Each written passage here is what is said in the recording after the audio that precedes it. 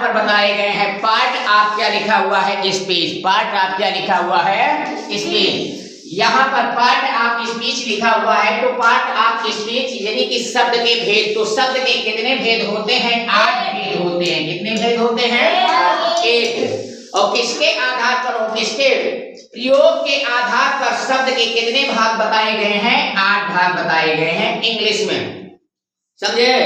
अब यहाँ पर 8 भाग ये क्या लिखा हुआ है? नंबर 8 भाग में नंबर 1 का नाम है नाउन, दूसरे का नाम है प्रोनाउन, तीसरे का नाम है एडजेक्टिव, चौथे का वर्ब, पांचवे का एडवर्ब, छठे का प्रीपोजिशन, प्रीपोजिशन की स्पेलिंग गलत है, प्रीपोजिशन PION और यहाँ पर कंसेक्शन, और ये क्या लिखा हुआ है? इंटरजेक्शन ये लिखा हुआ है। और ये हिंदी में भी है। इसमें है हिंदी में, हिंदी में जैसे नाउन को संज्ञा, प्रोनाउन सर्वनाम, एडजेक्टिव विशेषण, वर्ब क्रिया, एडवर्ब क्रिया विशेषण, प्रीपोजिशन यानी कि संबंध सूचक अव्यय, संबंध सूचक अव्यय, कंसेक्शन संयोजक, इंट्रोजेक्शन विस्मयादि बोधक अव्यय। समझ गए? अब इनके यहाँ पर क्या लिखे गए हैं? उदाहरण लिखे गए हैं। जैसे यहाँ पर उदाहरण नाउन, नाउन जानते हो ना, तो चारों तरफ हम देखते हैं कोई भी, जैसे यहाँ पर ये टेबल है, चेयर है, बॉय है, गर्ल है, ये सब क्या है? नाउन है। तो उसी तरह से यहाँ पर 3 उदाहरण लिखे गए हैं। प्रोनाउन के 3 उदाहरण लिखे गए हैं। यहाँ पर ये क्या लिखा हुआ है? आई, बी, और एडजेक्टिव के पुअर, ओल्ड, कॉस्टली। यहाँ पर वर्ब कम, रीड, डू। यहाँ पर एडवर्ब वेरी, डेली, डेली। ये क्या लिखा हुआ है? Preposition of, into, on. Concession लिखा हुआ है सो, बट, एंड। इंट्रोजेक्शन लिखा हुआ ऑफ, क्या लिखा हुआ है? ऑफ। जैसे यहाँ पर हृदय से भाव क्या करे निकलता है? आ, अरे,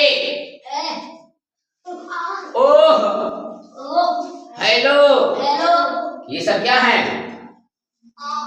इंट्रोजेक्शन वर्ड कहलाएंगे। क्या कहलाएंगे? इंट्रोजेक्शन। इंटरजेक्शन क्या कहलाएंगे? वर्ड कहलाएंगे। इन्हीं को हम क्या कहते हैं? शब्द भेद कहते हैं। अब इन्हीं को हम शब्द भेद कहते हैं। इसके बाद यहाँ पर देखिए, इसके बाद यहाँ पर देखिए कितने प्रकार के होते हैं? 8 प्रकार के होते हैं। कितने प्रकार के होते हैं?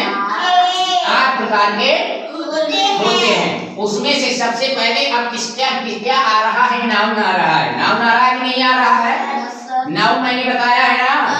उसके बाद क्या आएगा? प्रोनाउन आएगा। उसके बाद क्या आएगा? प्रोनाउन आएगा।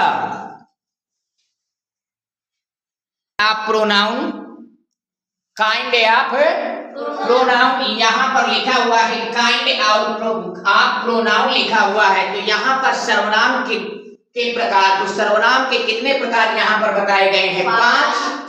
तो इसके पहले तुमने सर्वनाम पढ़ा है ना? सर्वनाम इसके पहले पढ़ा है कि नहीं पढ़ा? जैसे आई, वी, दे, यू, ये सब क्या है? सर्वनाम है। हिम, हर, योरसेल्फ, ये सब क्या है? सर्वनाम है। और इसकी परिभाषा सर्वनाम की क्या है? हाँ, उन्हें क्या कहते हैं? सर्वनाम कहते हैं। जैसे आई क्या है? वी क्या है? योर क्या है? सर्वनाम। इट क्या है? दैट क्या है? सर्वनाम मतलब प्रोनाउन है।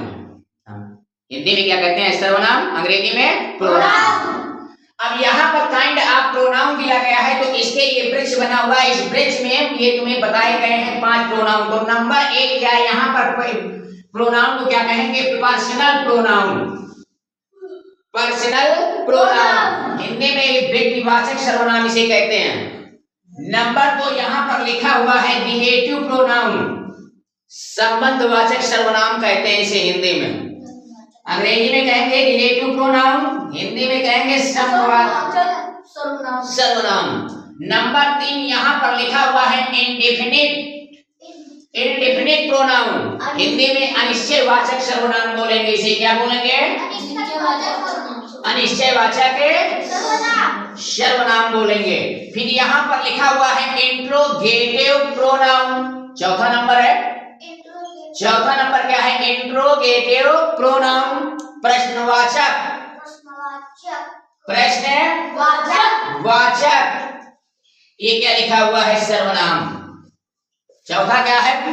प्रश्नवाचक सर्वनाम, समझे? और यहाँ पर चौथा लिखा हुआ है रिफ्लेक्सिव प्रोनाउन, निजवाचक सर्वनाम इसे हिंदी में कहते हैं। क्या कहते हैं? निजवाचक सर्वनाम। समझ गए कि समझ गए? तो यहाँ पर personal pronoun, kind of pronoun के 5 प्रकार के होते हैं। प्रोनाउन 5 प्रकार के होते हैं। Number 1 personal pronoun, number 2 relative pronoun, number 3 indefinite pronoun, number 4 interrogative pronoun, number 5 reflexive pronoun. समझ गए? ये कितने होते हैं? 5 होते हैं। कितने होते हैं? 5 होते हैं। इनको भूलना नहीं है, समझे? अब जैसे पर्सनल प्रोनाउन लिखा हुआ है, व्यक्तिवाचक प्रोनाउन लिखा हुआ है ना, व्यक्तिवाचक सर्वनाम लिखा हुआ है ना, पहले इसको नोट कर लो, तो फिर हम आगे बताएं।